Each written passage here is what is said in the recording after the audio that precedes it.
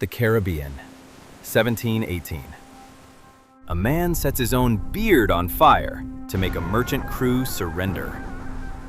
The South China Sea, 1807. A woman inherits a fleet of 1,800 warships. One became the most famous pirate in history. The other became the most powerful. The world remembers one of them. And the famous one? He once held an entire city hostage, not for gold, for medicine. And the one you've never heard of? She ended her career by walking into a room unarmed and walking out with everything she wanted. Blackbeard. Real name, probably Edward Thatch. Nobody knows for sure. Not even his real name. He was educated, one of the few pirates who could actually read. He started as a privateer, licensed by the British Crown to rob enemy ships. When the war ended, the license disappeared.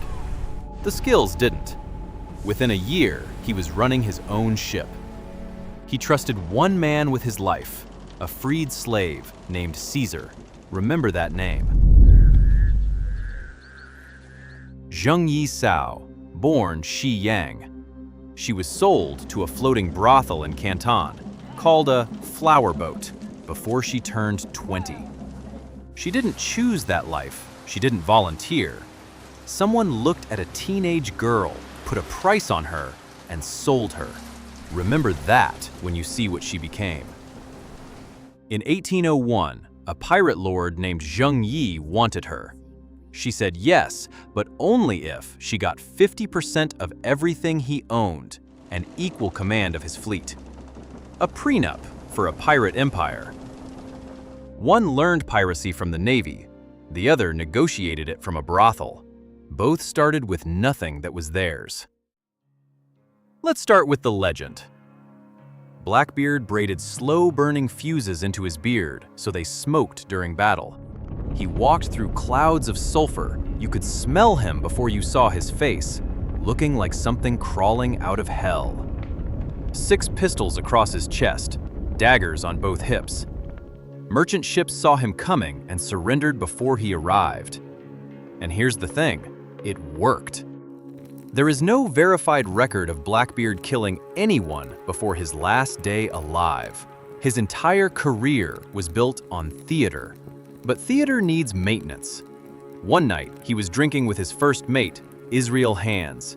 He blew out the candle, drew a pistol under the table, and shot Hands in the knee. Crippled him for life. When the crew asked why, he said, "If I don't shoot one of you now and then, you'll forget who I am." Now, the Empire. When her husband died in a typhoon, she didn't mourn, she moved. She took command of the entire Confederation, and she took her dead husband's adopted son, a man named Zhang Bao, and made him her lover, then her commander, then her husband. She wrote a code of laws for 80,000 pirates, all loot registered. You kept 20%, fleet took 80. Steal from the fund? Death. Desert your post? They cut off your ears. Disobey an order? Beheaded. On the spot. She turned 80,000 armed criminals into the most disciplined navy on the planet. He shot his own man to prove he was dangerous. She wrote a code so she'd never have to. One is a tantrum, the other is a system. May 1718. Blackbeard sailed 4 ships into Charleston Harbor and shut it down. 9 ships captured, senators taken hostage. The entire city paralyzed. His ransom demand? Not gold, not silver, a chest of medicine. 300 years later, archaeologists found the answer inside the wreck of his ship. A syringe and traces of liquid mercury. In 1718, mercury was the treatment for syphilis. The most famous pirate in history held an entire city hostage because his crew had an STD. When the medicine arrived, he let everyone go. Remember, this is the one history made immortal. Zheng Yi Sao's battles were bigger because her enemies were empires. The Chinese emperor sent his navy. She captured 63 of their warships in one engagement. The admiral killed himself rather than report the shame. So they called in the Portuguese, then the British. 3 empires, 3 navies against 1 woman. A Qing official wrote, "The woman pirate cannot be subdued by any fleet." At the Battle of the Tiger's Mouth, they sent 43 burning ships to destroy her fleet. Her pirates pulled them to shore, put out the fires, chopped them into firewood, and used the wind to send the flames back. 2 imperial ships caught fire. The pirate fleet escaped without losing a single vessel. He blockaded a harbor with 4 ships for medicine. She broke a blockade of 3 empires. June 1718. Blackbeard sailed the Queen Anne's Revenge onto a sandbar. On purpose. He wasn't fleeing. He wasn't in a storm.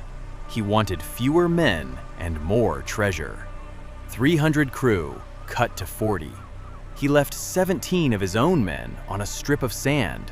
No food, no water, no way off. These were men who followed him, who chose him. They almost died before someone found them 2 days later. Then he took a royal pardon from a governor he was bribing.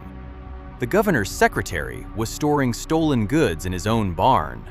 2 weeks later, Blackbeard was pirating again. And when the Royal Navy finally closed in, Blackbeard gave Caesar one order: stand by the powder magazine with a lit match. If we lose, blow up the ship. Kill every man on board, including yourself. Caesar didn't hesitate. He'd been with Blackbeard since the beginning. He was the only man Blackbeard never threatened, never shot at, never left behind. And Blackbeard asked him to die. Caesar said yes. By now, you might think she was the hero. What she did to outsiders was brutal. What she did to her own people was worse. When the village of Sanshan refused to pay her tax, she didn't send a warning, she sent her fleet. They came at dawn, 80 men, fishermen, fathers, lined up in the dirt, hands tied behind their backs. Their children were watching, not because they had to, because she wanted them to. One by one, 80 heads. The children didn't leave. Nobody let them. Captured sailors had their feet nailed to the deck. Prisoners of war were not traded. They were executed. A British hostage later wrote that their hearts were eaten. Her code had no exceptions. If a pirate raped a captive, beheaded, immediately. If a pirate and a captive had consensual sex, he was beheaded, and she was tied to a cannonball and thrown into the sea. He would have killed his own crew rather than lose. She did kill her own pirates to keep control. One was a con artist who played pirate. The other was a pirate who played government. November 1718. Blackbeard saw a crippled ship and boarded it. Lieutenant Maynard had hidden his men below deck. The ambush came from behind. The first musket ball hit his chest. He kept swinging. The second, the third, he was still standing. They cut him open, across the face, across the arms, 20 wounds, and he was still cocking his pistol. They cut off his head and hung it from the front of the ship. His body was thrown into the water. His career had lasted 2 years. Now, remember, she walked in unarmed. April 1810. Zheng Yi Sao walked into the Governor General's office. She brought 17 women and their children. Her 80,000 men were anchored just offshore. She didn't beg, she negotiated. Full amnesty for the entire fleet. She kept all her money, every coin. And Zhang Bao, her dead husband's adopted son, the man she made her lover and then her husband, got a commission as an officer in the Navy that tried to destroy them. Out of 80,000 pirates, 126 were punished. The rest walked free. She opened a gambling house in Canton, and in 1844, at the age of 69, she died, in her bed of old age. 69 years old, and no one ever caught her. He died with his head on a pole. She died in her bed, running a gambling house. He's in every movie, every video game, every pirate flag, all because of a beard. She's a footnote in books most people will never read. Blackbeard is a costume. Zheng Yi Sao is a lesson, one nobody learned. The legend died poor at 38, with his head on a pole. The empire died rich at 69, with her family around her. And the world chose to remember the man with 4 ships. So why? Why does the world remember the man with 4 ships and forget the woman who beat 3 empires? You tell me, because history already decided, and history was dead wrong. Next time, he freed Africa. His best friend shook his hand, then picked up the phone and called the CIA. They dissolved him in acid. Not a bone left. He was dead wrong.